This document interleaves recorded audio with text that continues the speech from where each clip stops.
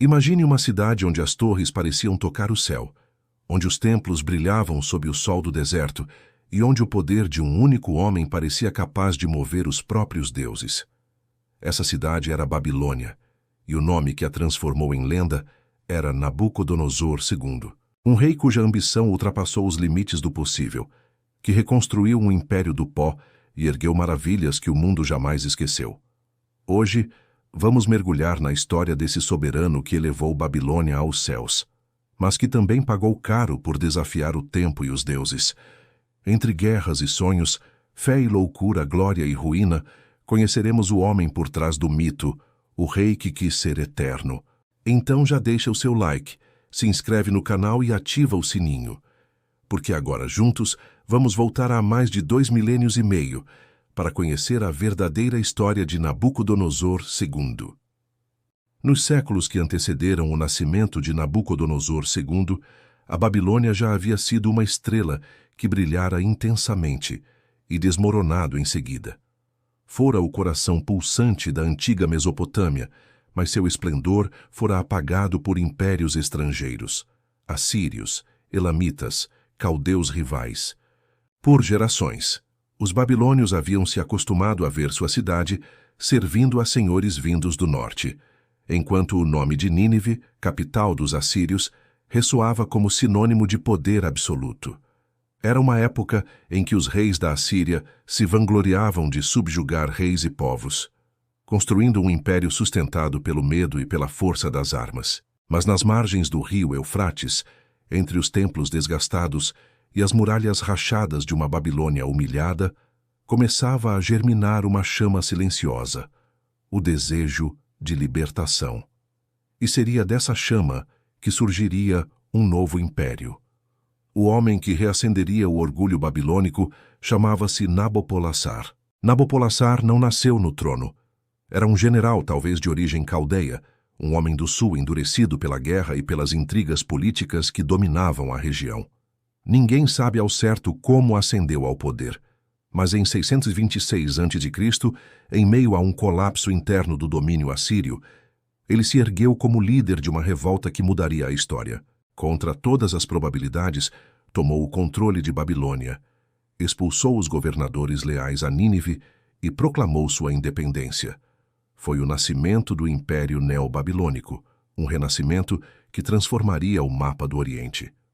Enquanto as batalhas pelo controle da Mesopotâmia se intensificavam, nascia seu herdeiro, Nabucodonosor, filho do novo rei. O menino viria ao mundo em um tempo turbulento, cercado por incertezas, mas também por esperanças. Desde cedo, cresceu ouvindo sobre os feitos do pai, o homem que havia desafiado o império mais poderoso da terra e vencido. Nabucodonosor aprenderia, ainda jovem, que reinar significava lutar contra o inevitável, o colapso, a traição, o esquecimento. A infância do príncipe se desenrolou sob o som dos tambores de guerra. Enquanto os exércitos de Nabopolassar marchavam contra as fortalezas assírias, o jovem Nabucodonosor observava, das muralhas da capital, as colunas de fumaça que marcavam o avanço de seu povo. Era uma época em que a sobrevivência dependia da astúcia, da fé nos deuses e da capacidade de inspirar medo. Ele aprendeu a ler os sinais dos céus, a interpretar presságios, a compreender o papel sagrado do rei na ordem do cosmos. Na cultura babilônica, o rei não era apenas um governante. Era o intermediário entre os deuses e os homens. Cada vitória em campo de batalha era vista como aprovação divina e cada derrota como um castigo dos céus. Essa mentalidade moldaria profundamente Nabucodonosor. Desde criança, ele foi educado para acreditar que o poder real era uma missão sagrada e que qualquer falha seria uma ofensa aos deuses, especialmente a Marduk, o deus supremo de Babilônia. Enquanto o Império Assírio se fragmentava, Nabopolassar consolidava suas alianças. Aliou-se aos Medos, povo das montanhas do atual Irã, e juntos lançaram uma ofensiva decisiva contra Nínive. Em 612 a.C., a capital assíria foi cercada e destruída após uma das campanhas mais violentas da antiguidade. O mundo assistiu, atônito, a queda de uma potência que por séculos parecera invencível. Babilônia finalmente estava livre, e o nome de Nabopolassar seria lembrado como o libertador. Para o jovem Nabucodonosor, aquele momento era mais do que uma vitória política. Era uma revelação. Ele viu a glória do império renascido, mas também compreendeu a efemeridade do poder. As ruínas de Nínive eram um aviso silencioso. Até o império mais temido pode cair em pó. Esse contraste entre a glória e a ruína o acompanharia por toda a vida, moldando seu caráter, suas ambições e seus temores. Na corte de Babilônia, o príncipe foi instruído pelos mais sábios escribas. Estudou astronomia, matemática, religião e história. Aprendeu as leis de Hammurabi, as orações antigas e os rituais que mantinham o equilíbrio entre os deuses e o mundo dos homens. Mas, acima de tudo, aprendeu sobre guerra. A espada e o arco eram extensões de sua vontade. Os generais de Nabopolassar viam nele um líder em formação, disciplinado, perspicaz e determinado. Com o passar dos anos, Nabucodonosor começou a acompanhar o pai em expedições. Não era apenas um príncipe em observação, mas um comandante em treinamento. Ele conhecia os desertos da Síria, os vales férteis do Tigre e do Eufrates, e as montanhas onde o vento trazia ecos de antigas civilizações. Cada fronteira era uma lição, cada batalha, um degrau rumo ao destino. Babilônia florescia novamente. As muralhas eram restauradas, os templos dedicados a Marduk e Ishtar reconstruídos. O povo acreditava que o tempo de glória havia retornado. Mas Nabopolassar sabia que o futuro ainda estava em jogo. O Egito, governado pela dinastia saíta, buscava preencher o vácuo deixado pela queda da Assíria. O equilíbrio de poder na região era frágil, e o velho rei, já cansado das guerras, começava a preparar o filho para a inevitável continuação do conflito. Nabucodonosor cresceu entre o som das flautas cerimoniais e o eco distante dos gritos de guerra. Desde cedo, aprendeu que ser rei na Mesopotâmia era viver entre dois mundos, o terreno e o divino. Viu o pai rezar aos deuses por vitória e, ao mesmo tempo, negociar com inimigos em nome da sobrevivência. Entendeu que o poder não era apenas força, era também teatro, crença, símbolo. E foi assim que o jovem príncipe começou a moldar sua visão de mundo. Acreditava que Babilônia não deveria apenas existir, ela deveria ser eterna, que sua cidade deveria ser o espelho dos céus, a morada dos deuses na terra. Essa convicção se tornaria o núcleo de sua vida, o combustível de seus triunfos e, mais tarde, a semente de sua ruína. Enquanto o império se expandia, o nome de Nabucodonosor começava a circular entre os generais e governadores. Diziam que o filho de Nabopolassar era mais ambicioso que o próprio pai, que via o mundo como um tabuleiro e os povos como peças a serem movidas. Outros afirmavam que ele tinha o olhar dos deuses, frio, intenso e insondável. Nos anos seguintes, a Babilônia se preparava para o confronto inevitável com o Egito, que tentava controlar a Síria e as antigas possessões assírias. O destino do Oriente seria decidido em breve, e o jovem Nabucodonosor estava pronto para assumir seu papel na história. Assim, entre os ecos da guerra e o perfume das flores sagradas de Ishtar, o príncipe babilônico crescia como herdeiro de uma promessa, a de que Babilônia, mais uma vez, se ergueria acima de todas as nações. O tempo dos assírios havia terminado. Agora, começava o tempo de Nabucodonosor.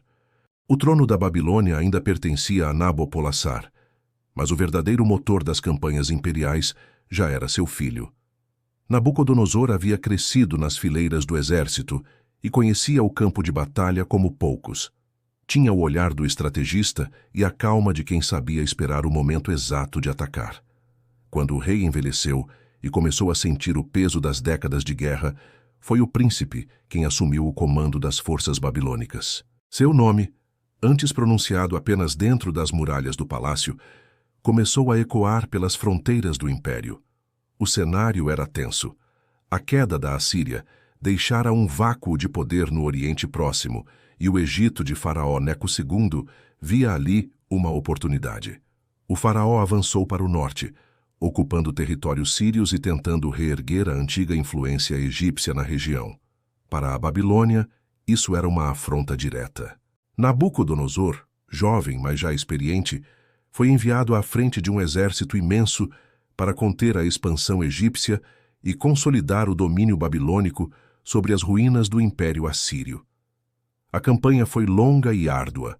As rotas comerciais estavam em disputa, e as antigas cidades da Síria, Arpad, Hamat, Damasco, tornaram-se peças estratégicas nesse jogo de poder. Nabucodonosor demonstrou uma inteligência militar impressionante. Em vez de se lançar em ataques impetuosos, avançava como um enxadrista. Isolava cidades, cortava suprimentos, cooptava líderes locais e minava as defesas inimigas antes de atacar.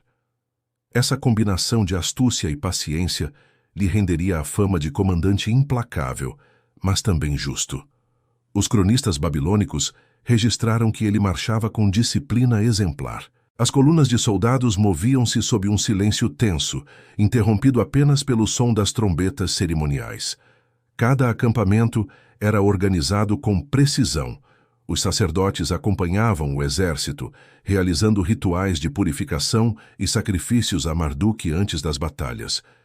Nabucodonosor acreditava que a guerra era um instrumento sagrado, um meio de restaurar a ordem divina no mundo. Essa fé dava aos seus homens a sensação de lutar não apenas por um rei, mas pelos próprios deuses.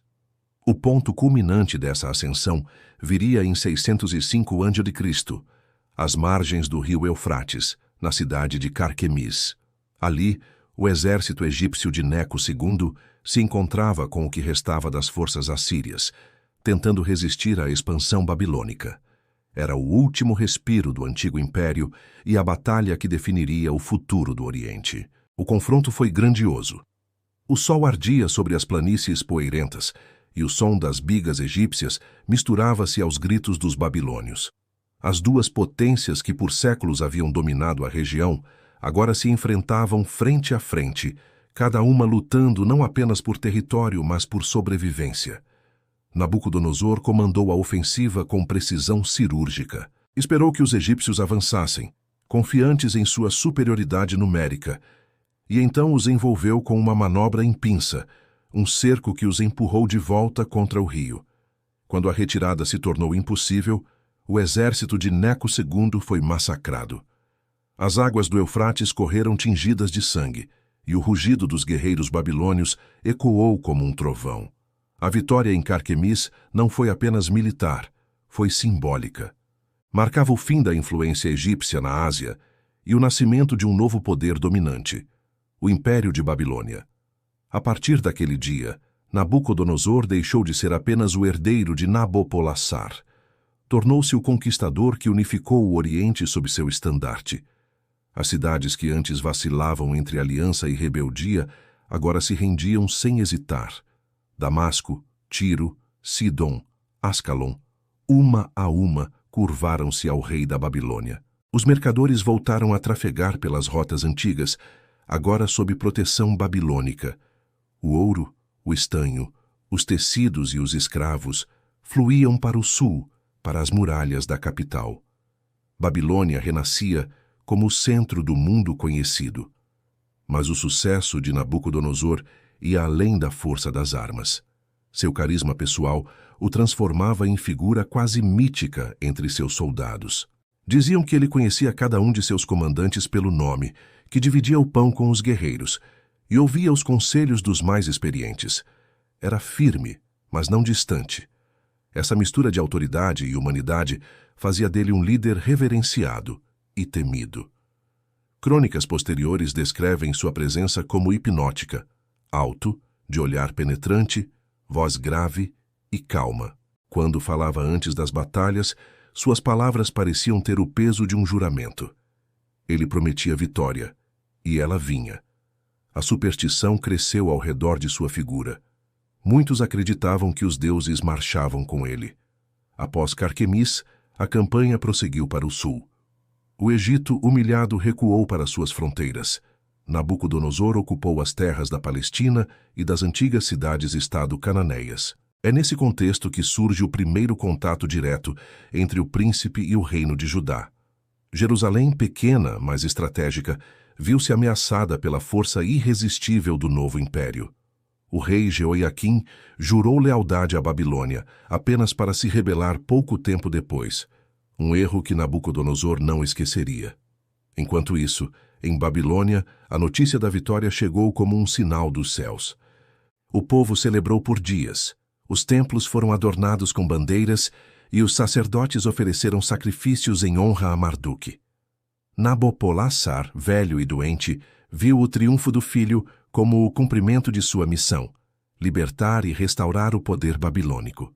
Pouco tempo depois morreria em paz, deixando o trono nas mãos daquele que já era visto como o verdadeiro senhor do império. Quando a mensagem da morte do pai chegou ao acampamento, Nabucodonosor interrompeu as campanhas e retornou às pressas para a Babilônia.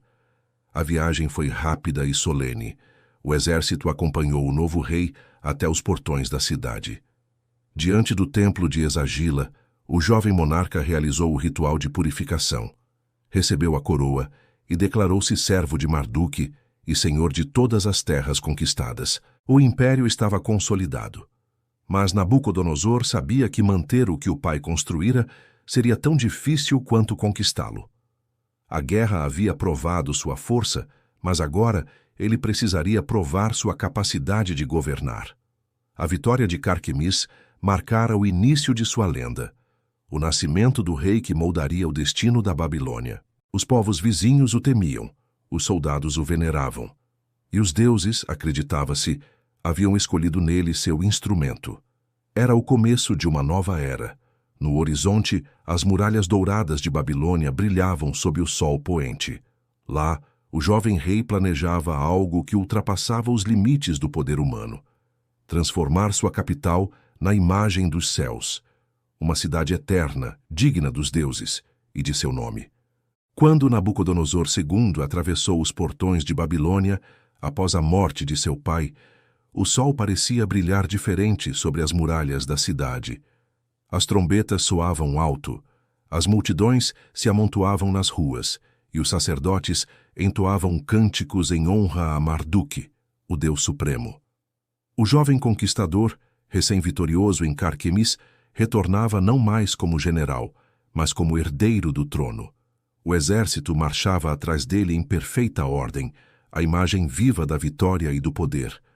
Mas por trás da glória havia um peso imenso: a responsabilidade de manter vivo o império que seu pai havia erguido com sangue e astúcia.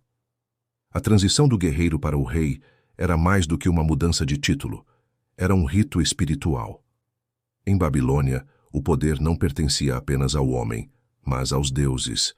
O rei era o intermediário entre o mundo terreno e o divino, o guardião da harmonia cósmica. Sua autoridade vinha de Marduque, e governar era uma missão sagrada. Assim, antes de qualquer proclamação política, Nabucodonosor submeteu-se aos rituais ancestrais que o transformariam diante do povo e dos céus em o ungido dos deuses. A cerimônia ocorreu no grande templo de Esagila, o coração espiritual da cidade. Atravessando pátios decorados com relevos dourados, o novo rei foi conduzido pelos sumos sacerdotes até a estátua de Marduque. Ali, segundo a tradição, o monarca devia ajoelhar-se, retirar sua coroa e confessar sua humanidade. Era o momento em que o Deus decidia se o aceitaria como seu representante na terra. Disse que o silêncio no templo era absoluto quando Nabucodonosor tocou o chão com a testa, pronunciando as palavras do juramento real: "Sou teu servo, ó Senhor do universo. Que minha mão seja tua mão e minha vontade tua vontade." Depois da bênção, a coroa dourada, símbolo do sol e do poder, foi recolocada sobre sua cabeça. O sacerdote-chefe ergueu o cetro e o povo aclamou. Nas ruas, flores eram lançadas sobre o cortejo. Incensos queimavam diante dos portões. O ar estava impregnado de mirra e poeira quente. A Babilônia assistia ao nascimento de seu novo rei. Mas, se a cerimônia simbolizava o início de uma era, os dias seguintes mostrariam a realidade. O império estava longe de ser estável. As fronteiras recém-conquistadas eram frágeis, e as províncias do Ocidente, especialmente na Síria e na Palestina, começavam a se rebelar. Muitos governantes locais que haviam jurado lealdade a Nabopolassar agora testavam o jovem monarca, duvidando de sua firmeza. Nabucodonosor entendeu então que o trono seria mantido pelo mesmo instrumento com que fora conquistado, o exército. Ele reorganizou a administração militar e civil do império, dividiu as províncias em satrapias, cada uma governada por oficiais de confiança, não apenas nobres babilônios, mas também líderes estrangeiros leais que juravam fidelidade pessoal ao rei. Essa política de integração era pragmática. Mantinha o controle sem depender apenas da força. Ao mesmo tempo, porém, Nabucodonosor reforçou a presença de guarnições estratégicas, garantindo que qualquer rebelião fosse rapidamente sufocada. Logo, os primeiros testes vieram. As cidades de Tiro e Sidom, orgulhosas e acostumadas à autonomia, resistiram à autoridade babilônica. Jerusalém também se agitou, impulsionada pela esperança de apoio egípcio. Nabucodonosor reagiu com rapidez. Marchou pessoalmente à frente das tropas, demonstrando que, embora agora usasse a coroa, ainda empunhava a espada. O impacto psicológico foi devastador. Poucos reis do Oriente ousaram desafiar o novo senhor da Mesopotâmia após suas primeiras campanhas de repressão. Mas o poder de Nabucodonosor não se limitava à força bruta. Ele compreendia o valor do espetáculo, da imagem e da crença. Mandou registrar suas vitórias em estelas de pedra e painéis de argila, espalhando pelo império a narrativa de que sua autoridade era uma extensão direta da vontade divina. Em cada cidade reconquistada, erguia templos dedicados a Marduk, sinalizando que a presença babilônica não era apenas militar, mas também espiritual. A capital, por sua vez, começou a transformar-se. Nabucodonosor não queria apenas governar, queria eternizar-se. Via a Babilônia como o reflexo terreno dos céus, uma cidade tão grandiosa que inspirasse temor e reverência. Seus arquitetos e engenheiros receberam ordens de expandir as muralhas, reconstruir palácios e levantar templos como o mundo jamais vira. Ele sonhava com um império onde o poder seria visível em cada pedra, em cada rua, em cada jardim suspenso sobre as águas do Eufrates. Esses projetos colossais não eram apenas vaidade. Para Nabucodonosor, a arquitetura era política. As muralhas protegiam, mas também impressionavam. Os templos agradavam aos deuses e, ao mesmo tempo, lembravam ao povo quem era o escolhido deles. Ele compreendia que governar significava criar símbolos duradouros, obras que falassem mesmo quando ele já não pudesse fazê-lo. Ainda assim, o novo rei não ignorava os desafios práticos. A Babilônia era uma máquina complexa, sustentada por um vasto sistema de tributos, comércio e escravidão. Para mantê-la funcionando, Nabucodonosor reformou a burocracia e incentivou o registro minucioso de contas, terras e impostos. Sob seu governo, o número de escribas cresceu exponencialmente, e a escrita cuneiforme viveu uma nova era de ouro.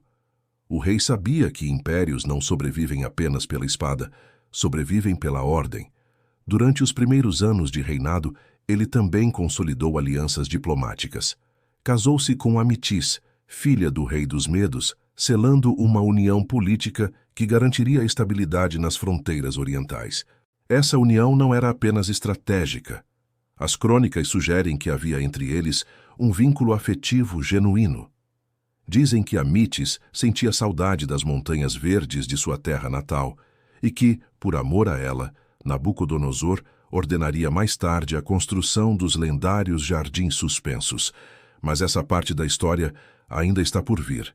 Enquanto isso, o império crescia em riqueza e influência.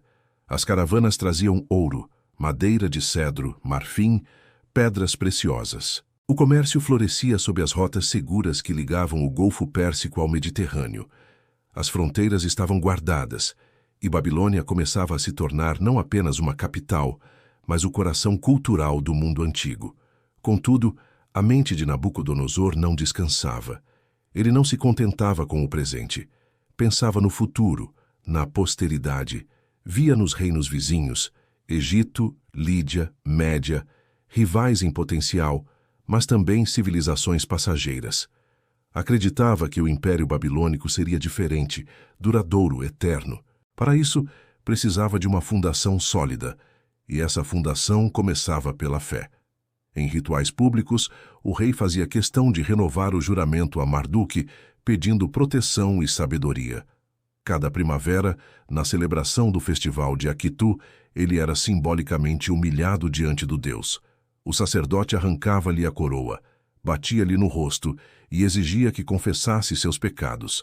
Se lágrimas caíssem de seus olhos, o povo via nisso um bom presságio. O rei fora perdoado e o equilíbrio cósmico estava preservado.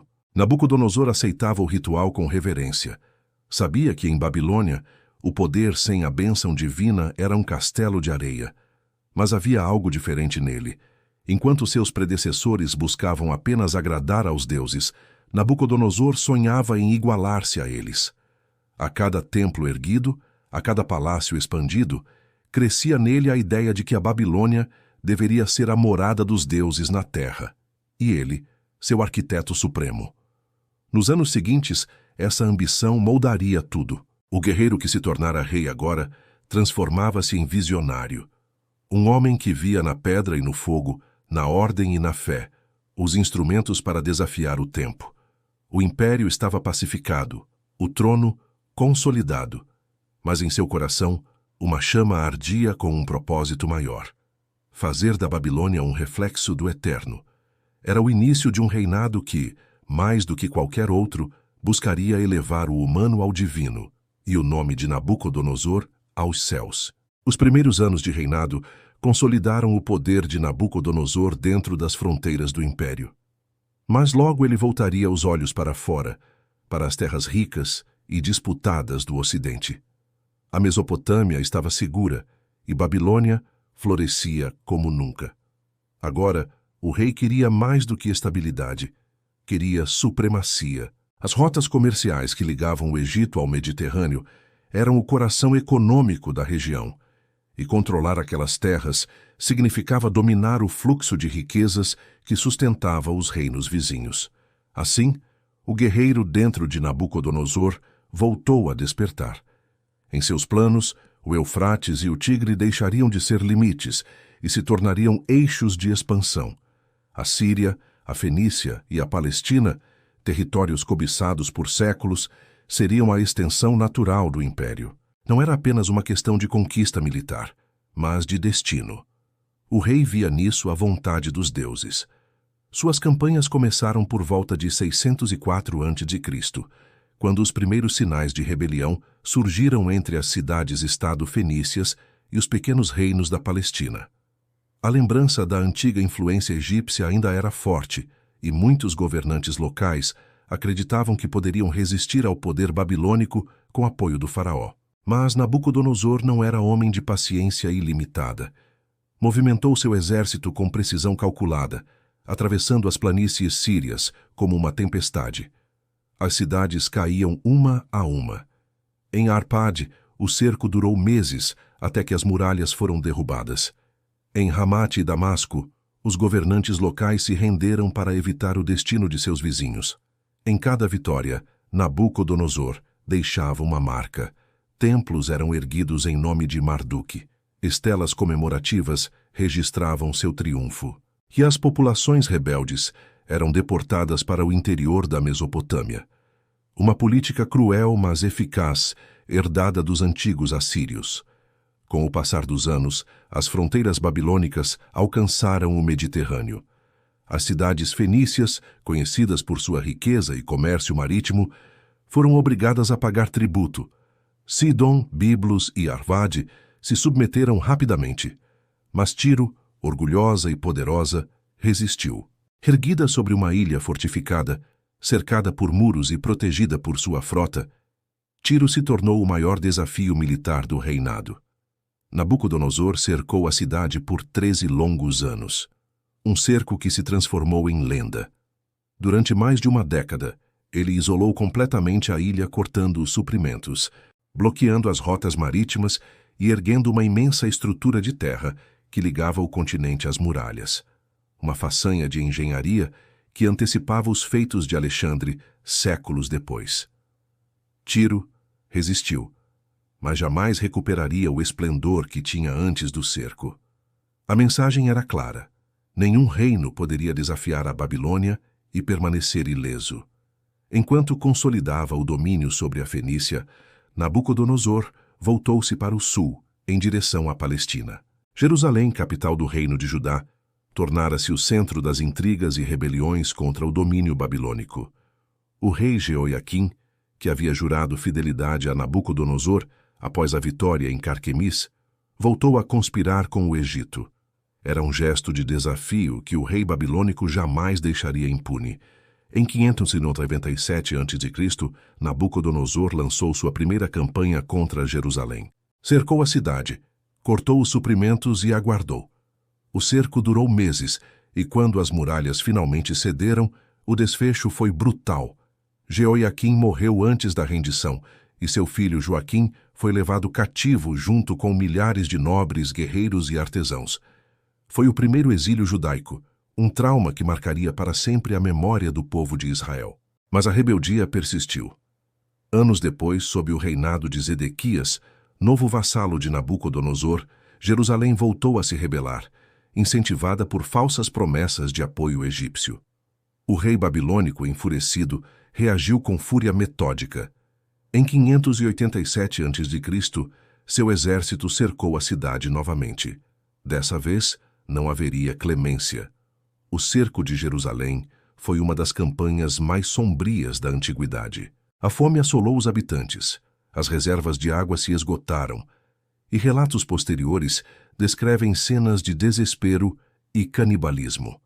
As muralhas, símbolo da fé e da identidade do povo judeu, foram destruídas pedra por pedra. Quando as tropas finalmente invadiram a cidade, o Templo de Salomão, orgulho espiritual de Israel, foi incendiado e saqueado. Os utensílios sagrados foram levados para a Babilônia e os sobreviventes deportados em massa. Nabucodonosor observou tudo à distância, do alto de seu carro de guerra. Para ele, aquele ato não era apenas punição, mas purificação. A rebeldia era uma ofensa contra Marduk, e a destruição do Templo de Jerusalém simbolizava a vitória do deus babilônico sobre os deuses estrangeiros. Mas para os vencidos, ele se tornaria o rosto do exílio e da ruína, o tirano que havia apagado o lar do seu povo. A brutalidade de Jerusalém ecoaria por séculos. Nos textos bíblicos, Nabucodonosor seria lembrado como o flagelo de Deus, o instrumento da cólera divina.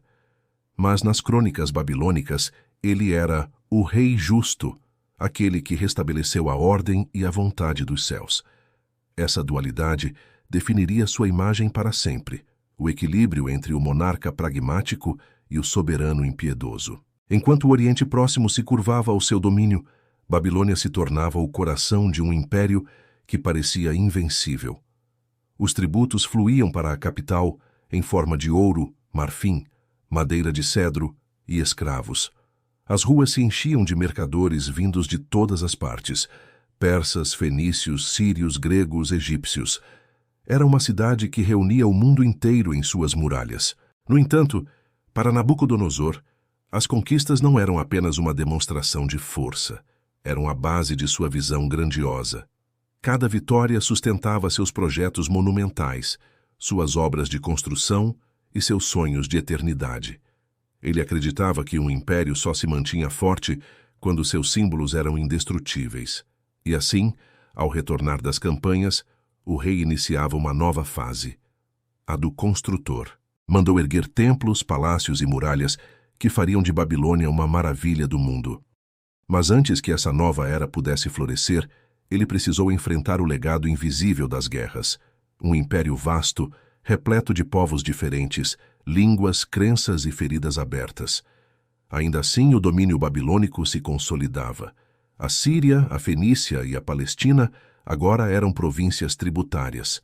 O Egito, humilhado, recuava para dentro de suas fronteiras.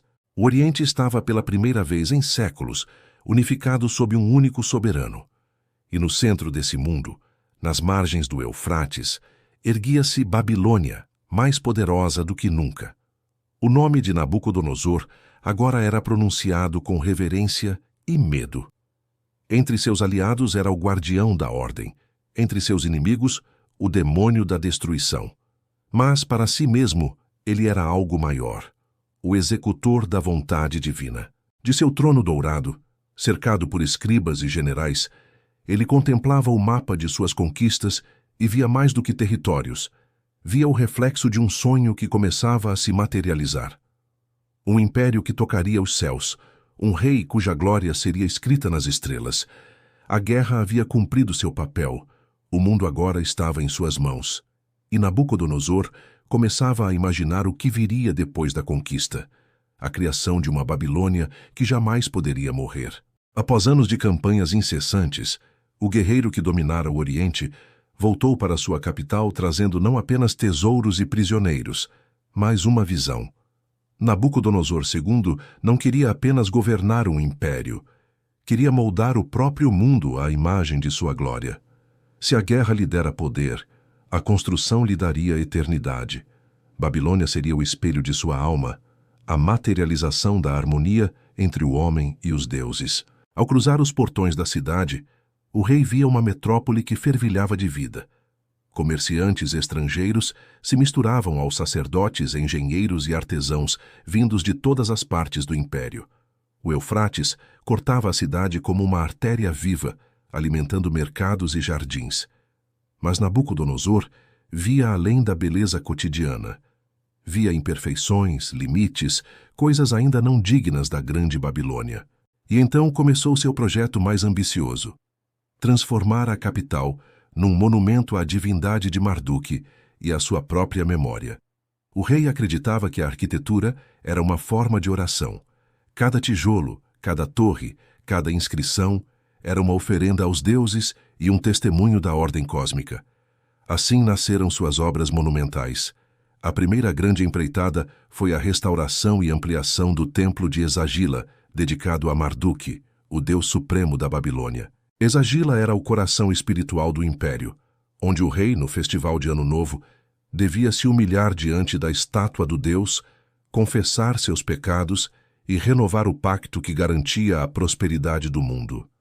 Nabucodonosor não apenas restaurou o templo, ele o recriou. As colunas foram revestidas de ouro e lápis-lazuli, os portais ganharam relevos de dragões e touros, símbolos de poder divino. O ar dentro do santuário era impregnado com incenso, e o brilho das oferendas fazia o templo parecer um fragmento do céu na terra. Para o rei, Esagila era o eixo do universo, o ponto onde o divino tocava o humano. Mas a verdadeira joia de sua visão se erguia próxima dali.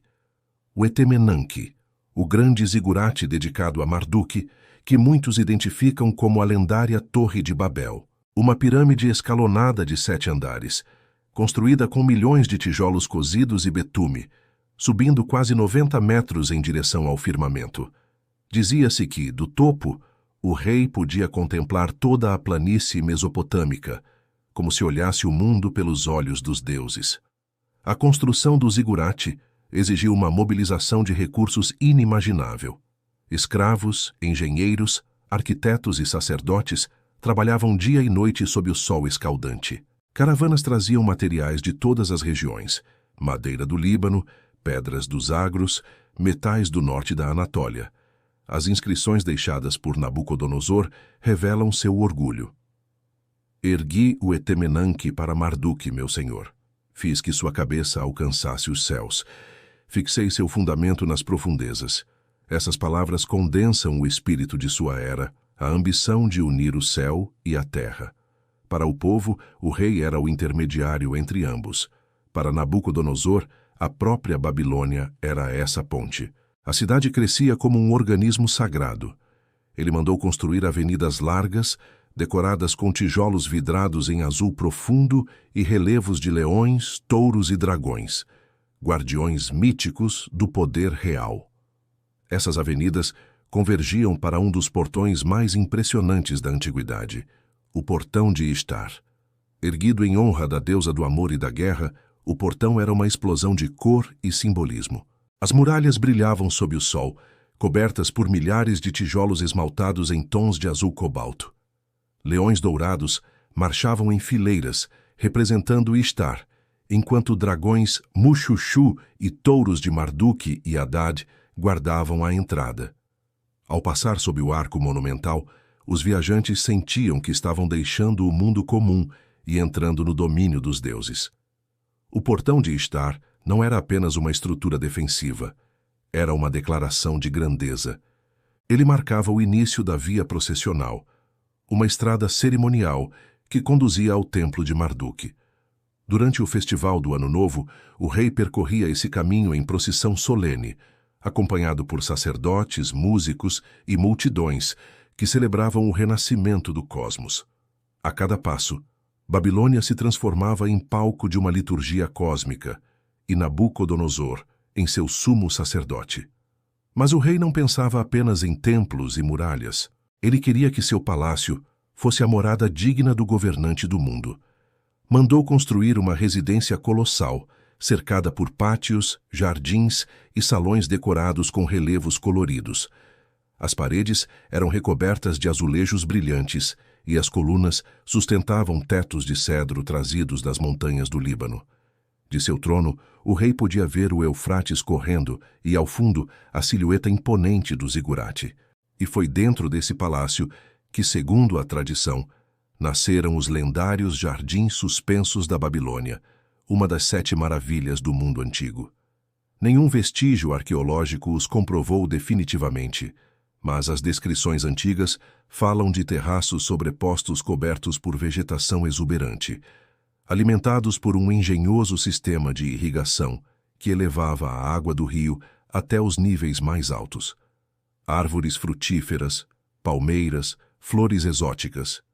Um paraíso verde em pleno deserto. Os cronistas gregos diziam que Nabucodonosor mandou construir os jardins por amor à sua esposa, Amites, princesa da Média, que sentia saudade das montanhas verdes de sua terra natal. Verdade ou mito, a história se encaixa perfeitamente na imagem do rei. O monarca que unia poder e sentimento, razão e emoção, guerra e beleza. Os jardins não eram apenas um presente amoroso, mas também uma metáfora do domínio humano sobre a natureza, um símbolo da fertilidade e da harmonia cósmica. As muralhas da cidade completavam esse quadro grandioso. Nabucodonosor ampliou e reforçou as defesas, até torná-las praticamente impenetráveis. Fontes antigas descrevem duplas muralhas tão largas que carruagens podiam correr sobre elas lado a lado. Do alto, Babilônia parecia uma fortaleza dourada no meio da planície, uma cidade de sonhos, protegida por seus próprios deuses. Mas havia um propósito mais profundo em tudo isso. Cada tijolo estampado com o nome de Nabucodonosor era uma tentativa de eternidade. Ele acreditava que os deuses haviam concedido a ele a missão de restaurar a ordem do mundo e que, se deixasse Babilônia perfeita, sua alma seria lembrada para sempre. Em suas inscrições, o rei repetia com orgulho: Eu sou aquele que reconstruiu o que fora destruído. Fiz brilhar a Babilônia, a morada dos deuses. No entanto, por trás de tanta grandiosidade havia também uma sombra. O desejo de eternidade é irmão da inquietação. Nabucodonosor começou a se ver não apenas como o servo dos deuses, mas como o guardião da própria criação. A cada obra concluída, ele buscava algo ainda maior, como se o esplendor da cidade jamais fosse suficiente para conter sua ambição. Babilônia, sob seu comando, tornou-se uma visão quase divina, uma cidade que refletia o céu. Suas muralhas cercavam não apenas templos e palácios, mas também o próprio sonho de um homem que acreditava poder desafiar o tempo. E enquanto o vento do deserto passava pelos jardins suspensos e pelos portões de bronze, cada pedra parecia sussurrar o nome do rei que as ergueu. Nabucodonosor havia vencido o mundo e o moldado à sua vontade. Mas quanto mais alta subia sua Babilônia, mais o rei começava a se perguntar se o homem podia realmente tocar o céu, e se os deuses o permitiriam permanecer lá por muito tempo. Babilônia, sob o reinado de Nabucodonosor II, não era apenas a capital de um império, era o coração pulsante de uma civilização que parecia ter alcançado o auge da experiência humana. Ao caminhar por suas avenidas largas e suas muralhas reluzentes, o visitante sentia estar entrando em um outro mundo, onde o sagrado e o mundano se misturavam, onde o poder político era inseparável da fé e onde o conhecimento dos homens buscava decifrar o próprio cosmos. A cidade, reconstruída e ampliada por Nabucodonosor, era um microcosmo do universo. Tudo nela obedecia a uma ordem simbólica, refletindo o equilíbrio entre os deuses e os homens. O Eufrates atravessava o centro urbano, como o rio celestial que ligava o mundo inferior ao superior. E as muralhas, com seus portões monumentais, delimitavam o espaço sagrado da civilização diante do caos do deserto. Babilônia não era apenas um lugar, era uma ideia, o centro do mundo, o eixo do cosmos, a morada dos deuses. As ruas eram animadas por uma população diversa. Mercadores vindos da Fenícia e da Pérsia, artesãos egípcios, soldados da Média, escribas babilônios e sacerdotes caldeus conviviam em meio a templos, mercados e oficinas. O som das línguas misturava-se com o das flautas, dos pregões e das preces. A cidade fervilhava não apenas de riqueza, mas de ideias. A vida cotidiana de um cidadão babilônico girava em torno de duas forças, o trabalho e o culto. Desde o nascer do sol, quando os primeiros raios tocavam o topo do zigurate de Marduk, até o cair da noite, quando as sombras envolviam os palácios dourados, tudo era regido por uma lógica sagrada. O próprio tempo tinha um significado religioso. Os dias, os meses e os anos eram medidos segundo os movimentos dos astros, e essa observação do céu fazia da Babilônia um dos berços da ciência.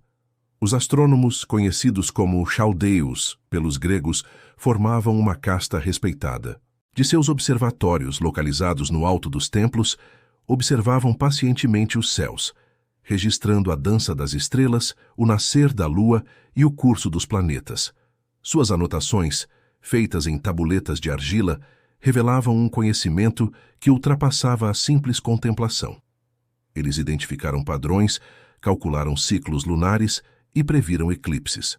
Mas a astronomia, na Babilônia, nunca foi apenas ciência, era também religião. Os astros não eram corpos celestes inanimados, mas manifestações de deuses. Marte era Nergal, senhor da guerra e das pestes. Vênus, a brilhante estrela da manhã, era Ishtar, deusa do amor e da destruição. Júpiter representava Marduk, o soberano do universo. Observar o céu era, portanto, uma forma de ler a vontade divina. Nabucodonosor, profundamente devoto e supersticioso, confiava nesses sacerdotes astrônomos para orientar suas decisões. Antes de iniciar uma obra ou uma campanha, consultava os presságios. Um eclipse, uma estrela que desaparecia, um raio caído sobre um templo. Tudo era interpretado como sinal. Em momentos de incerteza, o rei realizava rituais de purificação, jejuava e buscava o conselho dos templos. Ele acreditava que seu poder não era apenas político, mas cósmico, o reflexo da ordem estabelecida pelos deuses. Nos templos, essa religiosidade tomava forma concreta. O Exagila, o templo principal de Marduk, era o centro espiritual da cidade. Lá, diariamente, os sacerdotes realizavam sacrifícios e recitavam hinos que exaltavam a supremacia do Deus Criador. O ar cheirava a incenso, as paredes eram cobertas por relevos coloridos e as estátuas dos deuses, feitas de ouro e pedras preciosas, brilhavam à luz das lamparinas. Durante o festival do Ano Novo, conhecido como Akitu, a cidade inteira se transformava em um teatro sagrado. O Akitu era o momento mais importante do calendário babilônico. Por 12 dias, o rei deixava o palácio e se submetia ao ritual de humilhação diante de Marduk. O sumo sacerdote tomava-lhe a coroa e o fazia ajoelhar-se, batendo-lhe levemente o rosto enquanto recitava palavras solenes. Não cometeste injustiças? Não governaste segundo a vontade dos deuses? O rei devia chorar, pois somente assim Marduk renovaria sua autoridade. Quando as lágrimas eram vistas como sinceras, o sacerdote devolvia-lhe a coroa e o mundo renascia simbolicamente. Esse equilíbrio entre poder e submissão era a essência do reinado de Nabucodonosor. Ele se via como o instrumento dos deuses, mas também como seu representante na terra. Seu trono era o ponto onde o sagrado se tornava visível. Por isso, cada ato político, da construção de um templo à conquista de uma cidade, era revestido de significado religioso. Além da religião e da ciência, Babilônia florescia como centro intelectual e artístico. Os escribas treinados desde a infância registravam em tabuletas de argila não apenas decretos e transações comerciais, mas também literatura, hinos, provérbios e textos filosóficos. As bibliotecas do palácio e dos templos guardavam milhares de registros, o saber acumulado de milênios de civilização mesopotâmica. O sistema de escrita cuneiforme, com seus sinais complexos, era a chave de acesso ao conhecimento e o símbolo máximo da elite letrada. A educação era privilégio dos escribas e sacerdotes, mas sua influência permeava toda a sociedade. Os textos ensinavam lições de moral, de justiça e de devoção aos deuses. Havia também escolas de matemática e astronomia, onde se estudavam frações, progressões geométricas e problemas de mensuração. Saberes essenciais para administrar o império e erguer suas construções monumentais. No cotidiano urbano, a Babilônia de Nabucodonosor era vibrante. Os mercados transbordavam de mercadorias vindas de todos os cantos: especiarias da Arábia, marfim da África, cobre do Chipre, vinho sírio, tecidos fenícios, ouro persa. As mulheres, cobertas com mantos coloridos e joias delicadas, circulavam entre os vendedores enquanto músicos tocavam harpas e tambores. As tabernas fervilhavam à noite, iluminadas por lamparinas de óleo, e o som das conversas se misturava ao das orações distantes. Nas margens do Eufrates, jardins e pátios serviam de refúgio ao calor escaldante. As casas das classes altas eram construídas em torno de pátios internos, com fontes e mosaicos, enquanto os bairros populares se espalhavam em ruas estreitas e agitadas. Mesmo os mais humildes, porém, se orgulhavam de viver sob a proteção da cidade sagrada. Em meio a toda essa vitalidade, havia também um sentimento de destino. Os babilônios acreditavam que sua cidade era o centro do universo, escolhida pelos deuses para representar a ordem contra o caos. As fronteiras do império podiam mudar, mas Babilônia era eterna. O rei, como guardião dessa eternidade, via seu dever não apenas como político, mas espiritual: preservar o equilíbrio cósmico que mantinha o mundo existindo. E assim, durante os anos de Nabucodonosor, Babilônia viveu seu apogeu. Nunca antes o saber, a arte e a fé haviam se entrelaçado de forma tão intensa. A cidade era uma constelação de templos e palácios, de mercados e observatórios, de rituais e cálculos matemáticos. Ali o homem olhava para o céu e via não o mistério, mas a linguagem dos deuses. Era um mundo de esplendor e de ordem, onde o rei se acreditava senhor do destino, o intérprete da vontade celestial. Mas em meio a essa harmonia aparente, algo começava a se mover nas sombras.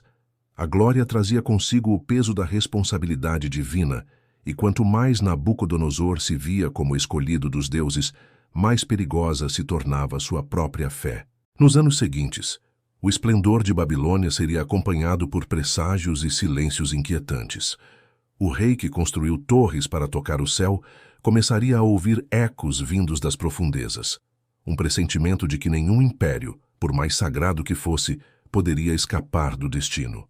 Por trás das muralhas douradas, das procissões solenes e das inscrições gravadas em pedra, havia um homem. E esse homem, chamado Nabucodonosor II, carregava um peso que poucos poderiam suportar. O governante que moldou o mundo com sua vontade, que ergueu templos aos deuses e jardins suspensos às alturas, não era uma figura de serenidade absoluta. Era um espírito dividido entre fé e ambição, entre o orgulho do conquistador e a fragilidade do mortal, que sabia ser apenas um instrumento dos deuses. Nabucodonosor havia se tornado quase uma entidade em vida. Em sua presença, até os sacerdotes baixavam os olhos. Seu nome era pronunciado em orações e temido em maldições. Nos palácios, as paredes refletiam seu poder, mas também sua solidão. Nenhum rei antes dele havia carregado um império tão vasto, nem se atribuído uma missão tão divina: reconstruir a ordem do cosmos e tornar Babilônia o centro eterno do universo. Essa grandeza, porém, cobrava um preço. Os textos babilônicos mostram um monarca profundamente religioso, obcecado pela pureza do culto e pela harmonia entre o céu e a terra.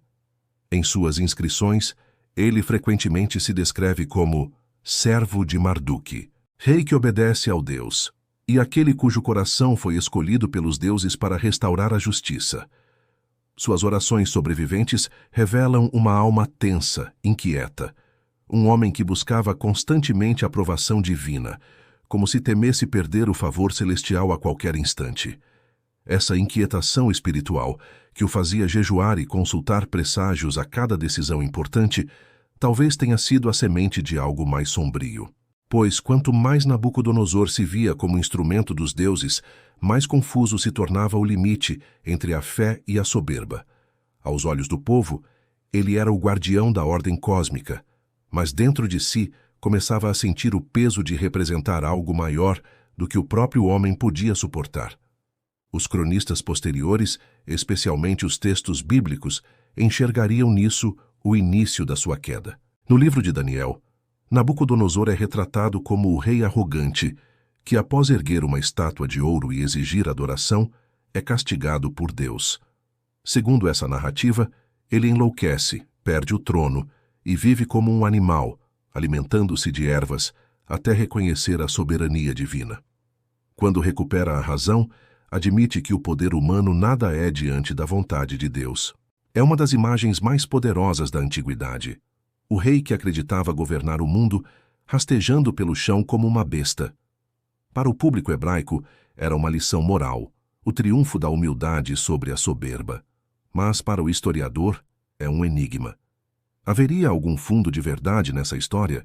Não existem registros babilônicos que confirmem tal episódio. As crônicas oficiais, sempre cuidadosas em preservar a glória do monarca, permanecem silenciosas sobre qualquer sinal de desequilíbrio. Ainda assim, há indícios de que, nos últimos anos de seu reinado, Nabucodonosor se afastou parcialmente da vida pública. Alguns estudiosos sugerem que possa ter enfrentado crises de saúde física ou mental. Talvez períodos de isolamento voluntário, de intensa meditação religiosa ou mesmo de colapso psicológico provocado pelo fardo do poder absoluto.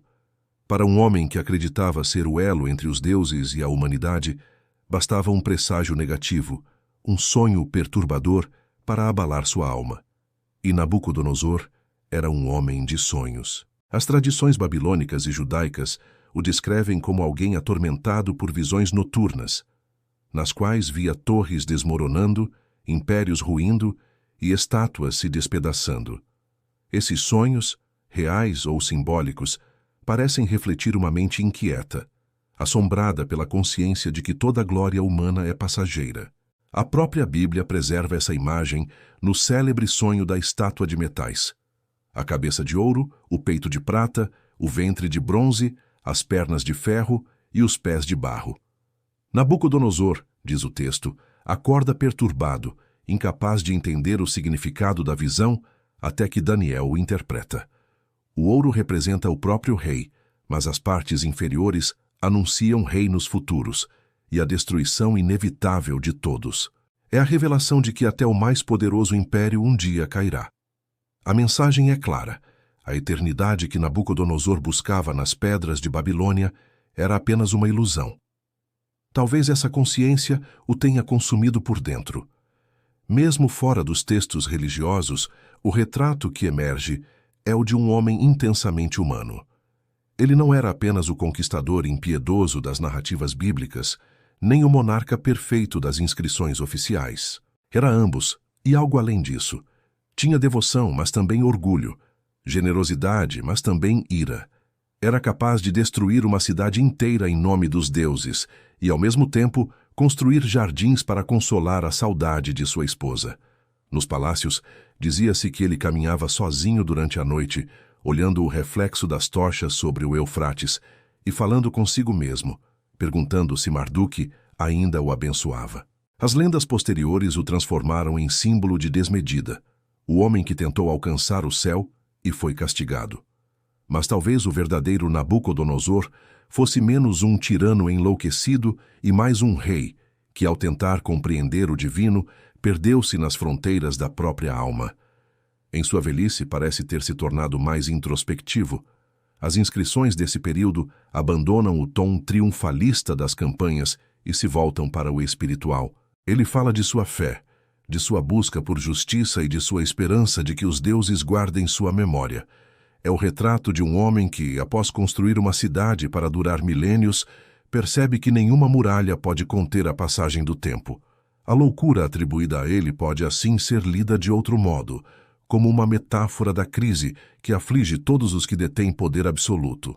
O rei que controlava tudo, que acreditava ser a ponte entre o céu e a terra, acaba descobrindo que diante dos deuses é apenas pó. Essa tensão entre o humano e o divino foi o que deu à figura de Nabucodonosor sua profundidade única. Ele não era apenas um símbolo da tirania oriental, como o retratariam os gregos e, mais tarde, os cristãos. Era também um espelho da condição humana. Seu drama interior ressoava além de seu tempo. A busca pela grandeza, o medo da queda, o desejo de tocar o eterno e a certeza de que tudo um dia se desfaz. A Babilônia que ele construiu sobreviveu em ruínas, sua imagem em fragmentos de argila e versos de profetas. Mas o homem por trás do mito permanece, complexo, contraditório, incompreensível. Talvez, no fim, Nabucodonosor tenha sido o que sempre quis ser, o espelho dos deuses e o reflexo da humanidade. Um rei que acreditou poder subir aos céus apenas para descobrir que os céus estavam, o tempo todo, dentro de si. O sol sobre a Babilônia já não tinha o mesmo brilho de outrora. As torres douradas, os templos de mármore e os jardins que pareciam flutuar sobre o ar ainda estavam lá. Mas o homem que os havia erguido começava a sentir o peso dos anos. Nabucodonosor II, o rei que conquistara reinos, reconstruíra templos e se acreditara eterno, agora via o império que criara cercado de silêncios. O rugido das multidões havia se transformado em murmúrio, e o trono onde se sentava já não lhe dava a mesma segurança. O envelhecimento do grande rei foi, em muitos sentidos, o prelúdio de uma tragédia silenciosa. A vitalidade que o movera durante décadas, aquela energia quase divina que parecia alimentá-lo em cada batalha, em cada cerimônia religiosa, em cada projeto monumental, começou a se dissipar. Seu corpo enfraquecia, suas mãos tremiam, e a mente, antes afiada como a lâmina de um general, tornava-se por vezes lenta, hesitante. Mas o que o atormentava não era a decadência física, era o medo de ver desmoronar aquilo que havia dedicado a vida inteira para erguer, o império, a glória, o próprio nome. Pois Nabucodonosor não construíra apenas cidades, ele moldara um mito, e agora percebia que até os mitos podiam ruir. Nos registros babilônicos desse período, há indícios de um rei cada vez mais introspectivo, entregue a longas orações e cerimônias. Ele ordenava que se repetissem os rituais de purificação, que se consultassem os presságios celestes com mais frequência, que se interpretassem seus sonhos com rigor. Tudo parecia apontar para uma busca desesperada por sentido, como se o monarca, cercado de glória, tentasse compreender o que os deuses esperavam dele na velhice. E foram justamente os sonhos que voltaram a persegui-lo. Dizem as tradições que Nabucodonosor sonhava com torres rachando, rios secando e estátuas se despedaçando. Em uma dessas visões, teria visto a própria Babilônia tomada por chamas, enquanto o vento do deserto apagava seu nome das inscrições. Ao despertar, ordenou que se reforçassem os muros e se refizessem as inscrições com novos títulos, tentando, de alguma forma, reafirmar sua existência diante da eternidade. O rei que antes falava com voz firme passou a murmurar. Os sacerdotes relatavam que ele chorava durante certas cerimônias e os escribas registraram um tom melancólico em suas últimas inscrições. Que Marduk me conserve a razão, escreveu em um dos textos tardios, para que eu não me perca nos caminhos da sombra. Era como se pressentisse que algo dentro dele começava a se dissolver, uma fragilidade que o poder não podia ocultar. Ao mesmo tempo, a corte se tornava um campo de tensão. Os filhos do rei disputavam influência, os sacerdotes brigavam por privilégios e os generais, cansados de décadas de campanhas, temiam o vácuo de autoridade que viria com a morte do monarca. Nabucodonosor sabia disso. Via nos olhos de seus conselheiros o brilho da ambição e o cálculo frio da sucessão. O império, embora sólido por fora, começava a rachar por dentro. Os povos conquistados ainda obedeciam, mas não por lealdade, e sim por temor. As províncias da Síria e da Fenícia exigiam menos tributos. Na Palestina, vozes de resistência ainda ecoavam. O ouro fluía para a Babilônia, mas também para os bolsos de uma nobreza cada vez mais poderosa. E no coração da cidade, o rei, outrora senhor absoluto, começava a se isolar. Passava longos dias em seus palácios, conversando apenas com sacerdotes e adivinhos. Por vezes desaparecia por semanas, recolhido a templos para rituais de purificação, como se tentasse recuperar o favor dos deuses que acreditava ter ofendido. Há um eco quase trágico nessa fase final de sua vida. O homem que dedicou a existência a construir muralhas, agora se via prisioneiro dentro delas. Cada pedra, cada inscrição, cada templo, que antes representava um triunfo, tornava-se um lembrete de que nada é invulnerável. Os escribas descrevem um rei obcecado pela passagem do tempo. Mandava restaurar inscrições antigas, apagar rachaduras, renovar o brilho das estátuas. Certa vez, ordenou que o zigurate de Etemenanque, a torre que ligava o céu e a terra, fosse reconstruído pela terceira vez, apenas para garantir que os deuses não esquecessem a Babilônia, que a sua base permaneça firme enquanto o céu existir, escreveu. Era mais uma súplica que uma afirmação. Mas mesmo as preces do rei não conseguiam deter o avanço da fragilidade. Doenças começaram a rondá-lo. As fontes não descrevem com clareza, mas sugerem períodos de confusão mental, lapsos de memória e acessos de melancolia profunda. A mente que um dia traçara campanhas brilhantes e reorganizara impérios agora se perdia em labirintos de recordações. Alguns relatos posteriores, talvez exagerados, falam de surtos de desvario. De um rei que se acreditava um animal dos campos, que vagava pelos jardins do palácio, sujo e desorientado. Seja mito, metáfora ou memória distorcida, a imagem se tornou símbolo da dissolução final. O homem que tentou alcançar o céu reduzido à terra. O próprio Nabucodonosor parece ter pressentido seu fim.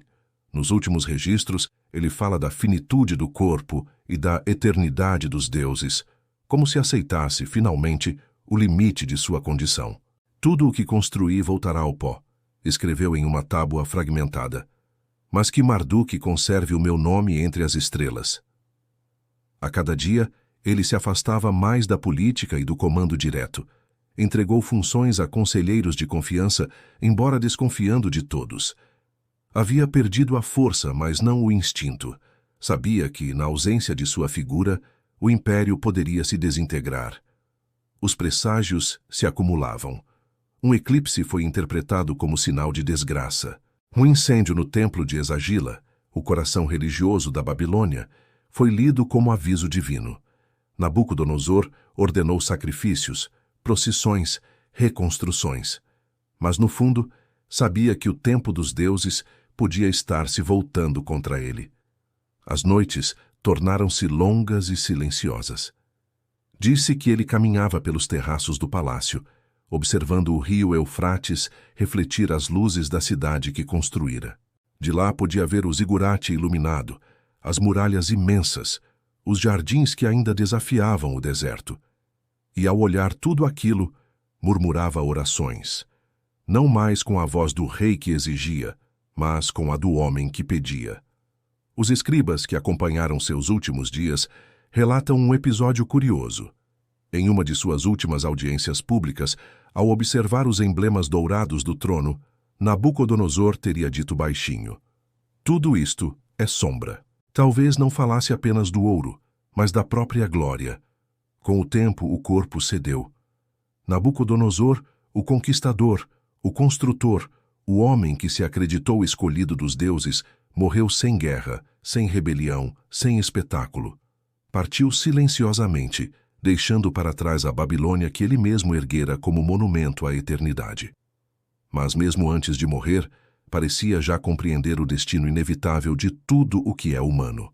Os impérios se desfazem, as muralhas desabam, os nomes se apagam.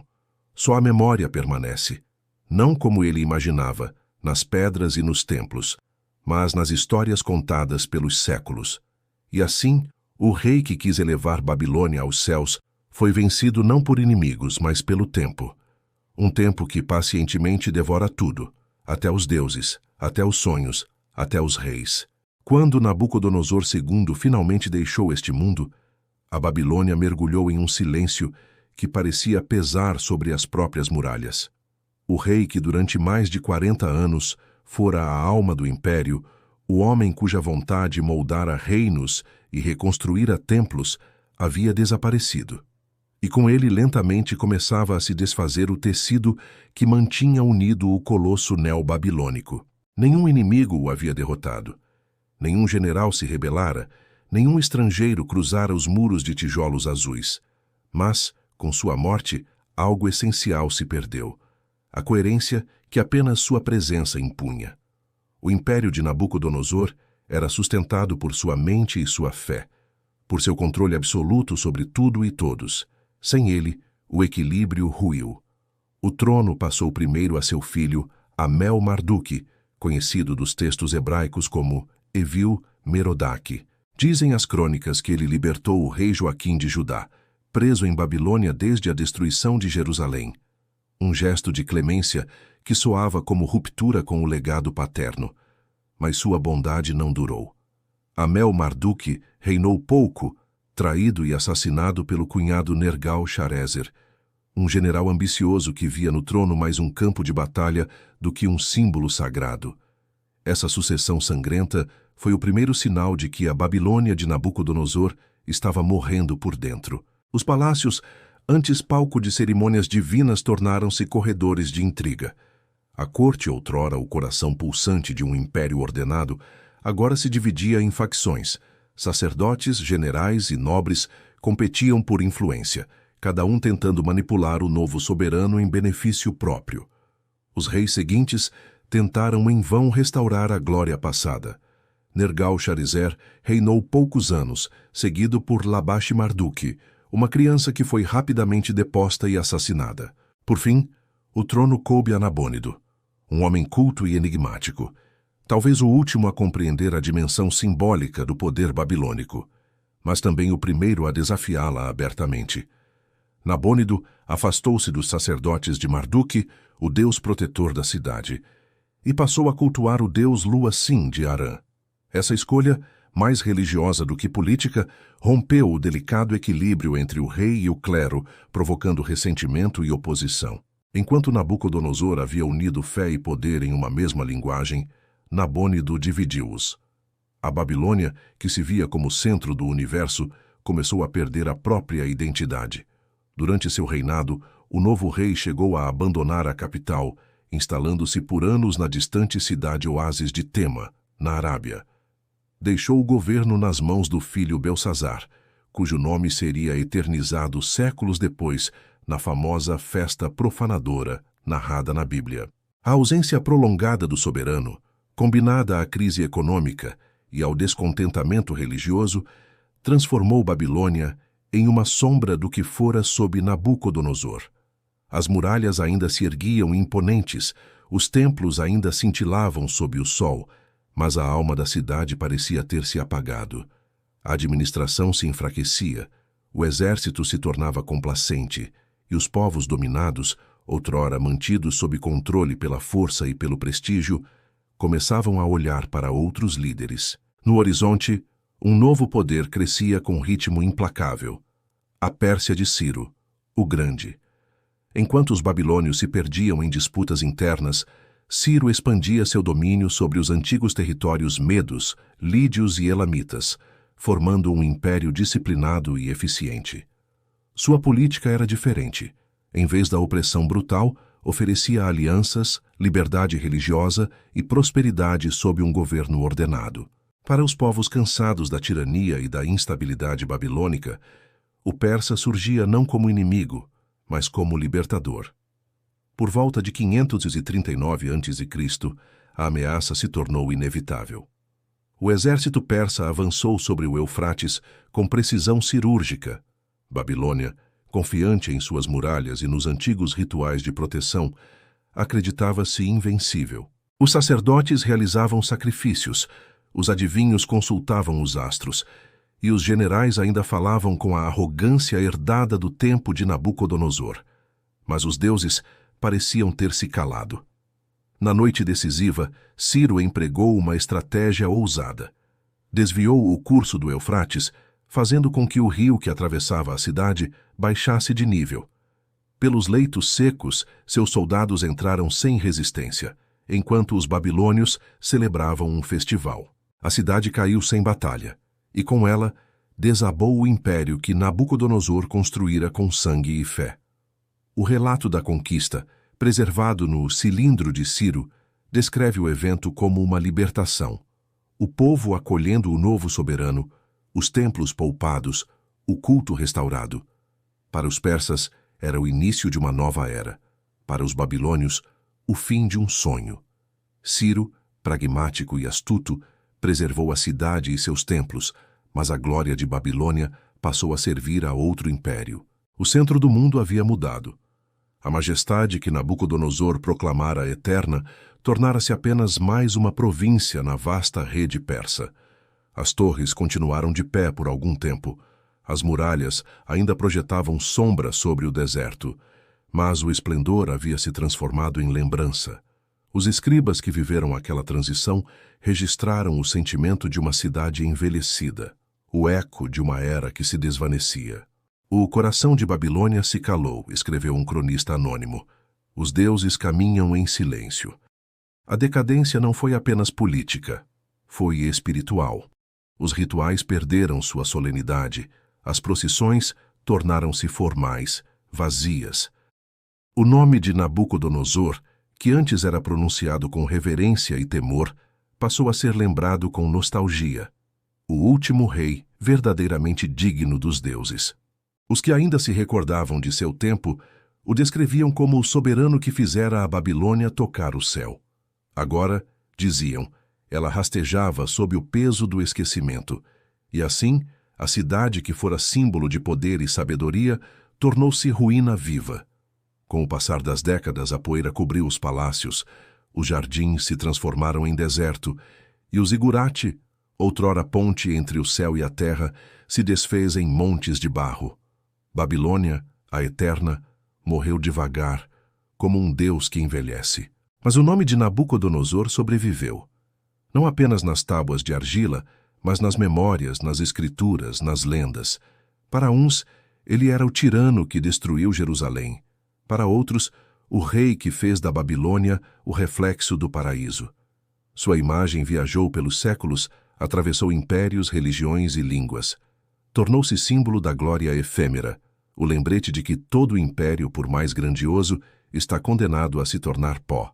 Quando Ciro entrou na cidade e foi coroado sob os mesmos arcos que haviam recebido Nabucodonosor, o ciclo se completou. O conquistador babilônico, que um dia acreditara ter alcançado a eternidade, teve sua herança engolida por outro conquistador. E assim, a roda do tempo, implacável e indiferente, girou mais uma vez. O império caiu, mas a lenda permaneceu.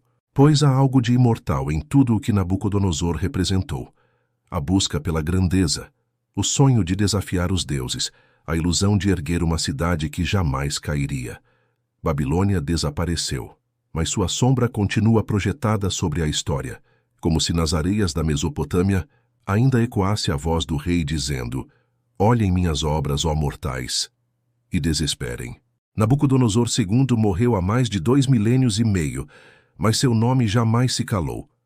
Muito depois de suas muralhas terem ruído e de seus templos terem se transformado em pó, a sombra do rei babilônico continuou a atravessar os séculos, ora como símbolo da glória humana levada ao extremo, ora como advertência sobre a queda inevitável que acompanha toda grandeza.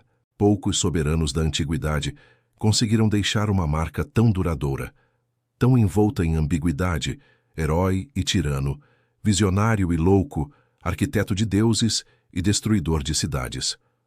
O legado de Nabucodonosor é, antes de tudo, um espelho do próprio ser humano. Em sua figura, a história condensou as contradições mais profundas da condição humana, a vontade de criar, de dominar, de se eternizar, mas também o medo de perecer, de ser esquecido, de ver desmoronar o que se construiu com as próprias mãos. Durante séculos, sua imagem foi moldada por tradições distintas, cada uma vendo nele aquilo que desejava enxergar. Para os babilônios, ele foi o servo de Marduk, o rei perfeito que restaurou a ordem divina e fez da cidade o centro do universo. Nas inscrições deixadas por seus próprios escribas, aparece como o guardião do cosmos, o protetor dos templos e o restaurador das antigas glórias sumérias e acádias. Seu nome era acompanhado de títulos como Rei dos Reis e Senhor do Mundo, refletindo uma visão em que o monarca representava a harmonia entre céu e terra. Mas no Ocidente, a memória que prevaleceu foi outra. A Bíblia transformou Nabucodonosor em uma das figuras mais temidas da história sagrada. O conquistador que destruiu Jerusalém, profanou o templo e levou o povo de Israel ao exílio. Para os profetas, ele era o flagelo de Deus, o instrumento da punição divina. Um rei que acreditava ser invencível até ser humilhado pela própria soberba. Assim, o mesmo homem que em sua terra era visto como escolhido dos deuses, tornou-se, na tradição judaico-cristã, o exemplo máximo da arrogância humana castigada. Essa dualidade é o que torna Nabucodonosor fascinante. Ele é, ao mesmo tempo, o arquétipo do construtor e o símbolo da ruína. O mesmo homem que ergueu a Babilônia dos sonhos foi aquele que viu seu império se desintegrar após sua morte. Essa tensão entre a criação e a destruição fez dele uma metáfora poderosa que ultrapassou a história e entrou na arte, na literatura e até na filosofia. Os autores gregos e romanos o mencionaram com respeito e temor. Para eles, era o exemplo do poder oriental levado ao auge, um rei que governava cidades douradas e dominava as estrelas através da astrologia. Na Idade Média, cronistas e teólogos o transformaram em alegoria moral. Nabucodonosor era o soberbo punido, o homem que quis ser Deus e foi reduzido à besta. Já no Renascimento e no Romantismo surgiu o outro lado da lenda, o arquiteto visionário, o monarca que desafiou o tempo com sua arte e seu engenho. Em muitas culturas, seu nome se tornou sinônimo de grandeza. Os reis que buscavam glória eram comparados a ele. Os artistas viam em Babilônia o reflexo da civilização levada ao limite. Poetas do século XIX o evocaram como símbolo da ambição humana, e filósofos modernos o transformaram em metáfora da eterna luta entre o espírito criador e a inevitabilidade da queda. A imagem dos jardins suspensos, ainda que talvez sejam apenas mito, imortalizou o lado sonhador de Nabucodonosor. Mesmo que a arqueologia jamais tenha encontrado provas concretas de sua existência, a lenda persistiu. Para o imaginário coletivo, foi ele quem criou uma das 7 maravilhas do mundo, um monumento não apenas à natureza e ao amor, mas à própria ideia de desafiar os limites. Cada flor pendendo sobre as alturas de Babilônia parecia uma vitória contra o deserto e, simbolicamente, contra o tempo. Ao mesmo tempo, a destruição de Jerusalém, o exílio dos hebreus e a profanação do templo tornaram-no símbolo da fúria divina. Foi por meio dessa narrativa que seu nome atravessou o mundo ocidental, carregando o peso da condenação. Assim, Nabucodonosor foi lembrado tanto nas orações dos fiéis quanto nos versos dos poetas, tanto nas profecias quanto nos tratados de história. No mundo islâmico, ele também sobreviveu sendo conhecido como Bukhtu Nassar, o conquistador que, por ordem de Deus, puniu os infiéis e destruiu os reinos que haviam se desviado.